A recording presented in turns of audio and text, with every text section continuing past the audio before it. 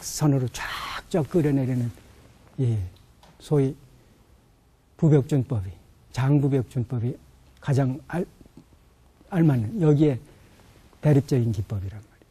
그래서 장차 그거를 이제 겸재가 한 화면에 이상적으로 통합을 시키는 거예요.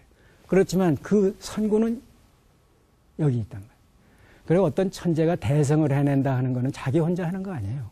시대가 해주고 선대가 해주고 우선 뿌리가 제대로 돼야 되고 그 시절을 만나야 천재성이 마음껏 꽃피는 거죠. 그러니까 그거는 자기 복이에요.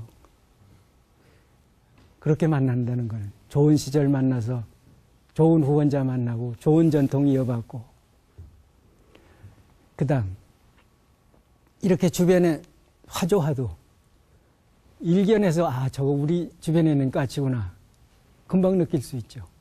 조선 전기에 그려지던 그 중국풍의 그림은 저건 우리 꽤 아니다 하는 거부감이 일단 생긴단 말이죠. 그게 우리나라 사람들이 자연스러운 감흥이에요. 이렇게 주변을 사생해요. 그 다음 이건 그 창강하고 동갑입니다. 그런데 남인영수예요. 허목이라는, 미수 허목이라는 분이에요. 근데 이분도 그림을 잘 그려요.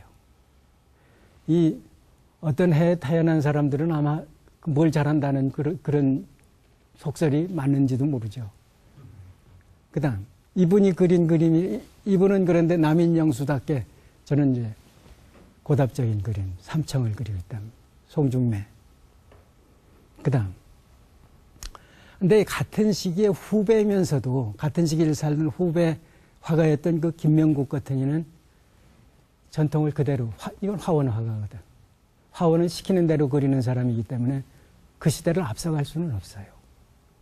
그래서 전통 화법을 그대로 개성해가지고 아마 일본에 따라갔던 모양이에요. 그래서 일본 사람들이 닮아 그려달라니까 자기가 아는 닮아 일필이지 한 거죠. 이 사람이 술 좋아해가지고 근데 인물을 잘 그렸다는 거예요. 그래서 절에서 이 지옥 변상도 그려달라고, 이제 감로탱 같은 걸 그려달라고 그러면은 그 술 먹고 그 지옥에 가 있는 중생들을 모두 머리를 다 깎아가지고 깎은 표현을 해놨다는 거예요. 그거를 불사로 할 수가 있습니까? 그럼 술 얻어먹은 다음에야 거기다 머리 그려줬다는 일화가 있을 정도. 예, 그런 사람이에요. 그 다음, 이것도 마찬가지예요. 신선도를 그리는데 전통적인 방식 그대로 그리고 있단 말이에요. 그 다음, 이게 창강 조석의 아드님인 조지훈이 그린 그 메추리 그림이죠. 근데 역시 사생을 했죠. 그래서 이분이 돌아간 건 1691년이기 때문에 겸재는 1676년생이니까 겸재가 직접 뵐 수 있었을 그런 분이에요. 근데 이분이 부친의 그 진경산수화를 남학명이라는 분한테 보여줬다는 거라. 그 다음, 그러니까 겸재도 그런 진경산수화를 반드시 봤을 거예요. 반드시 보고 거기서 참고를 했을 거란 말이에요. 이건 그 어몽룡의 매화 기법 그대로 개성하고 있단 말이에요. 그 다음, 이제는 모든 일을 해도 사대부 화가들이 하면은 조선 고유색이 그대로 마음 놓고 드러내지는 그런 시기가 돼가는 거예요. 근데 이 시기를 같이 살고 있던 그 이명욱이라는 이는 화원이에요. 역시 화원 화가예요.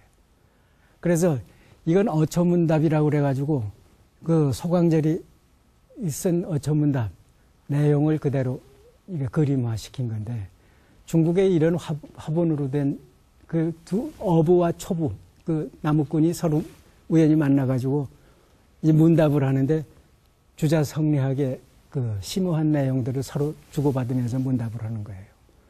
그러니까 어려운 얘기들은 이렇게 그냥 자연스러운 대담 형식으로 해서 이해하게 하고 그런 교본이란 말이에요. 그거를 그림으로 표현한 거예요. 그 여기서 여러분들 보면 어부와 초부라고 그러는데 누가 어부고 누가 초부인지 금방 가려낼 수 있어요? 그래요. 그 낚시대 든 거가 어부인 거는 틀림이 없죠. 걷어붙이고.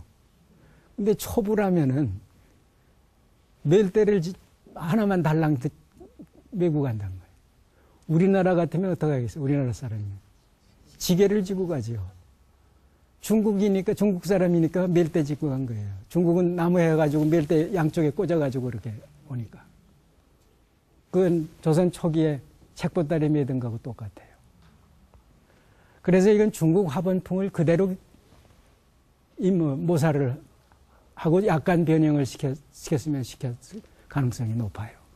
그래서 이런 이 시기에 막 바뀌는 시기라도 이렇게 전통을 그대로 계승하는 사람이 있고 새로운 방식을 추구하는 사람도 있고 그렇게 된단 말이에요. 그 다음 이게 역시 이명옥의 그림이에요. 그 다음 여기서 이제 그 혁신 세력의 수장이었던 우암 송시열의 그림이 그 초상화예요.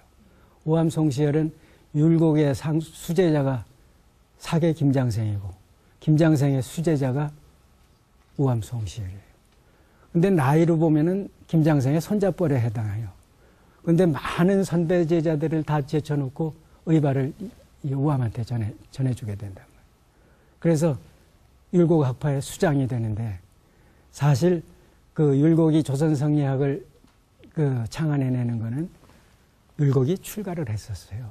사임당이 16살에 돌아가고 나서 출가를 했는데 거기서 출가를 하고 16살에 사임당이 돌아가고 나서는 3년상을 치르니까 19살이 됐죠.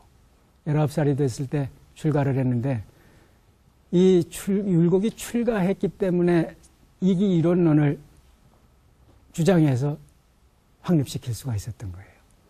사실 주자가 이기 이원론을 주장할 때도 불교의 우주 철학을 받아들여서 만들어낸 거거든요.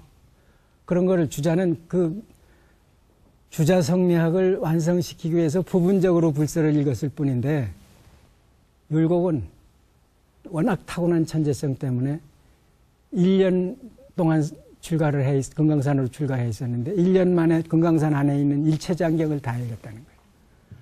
근데 1년 만에 읽었다는 건 좀 그렇고 아마 사임당 돌아간 이후에 이 출가할 생각을 내가지고 3년상 내내 읽었을 가능성이 있죠.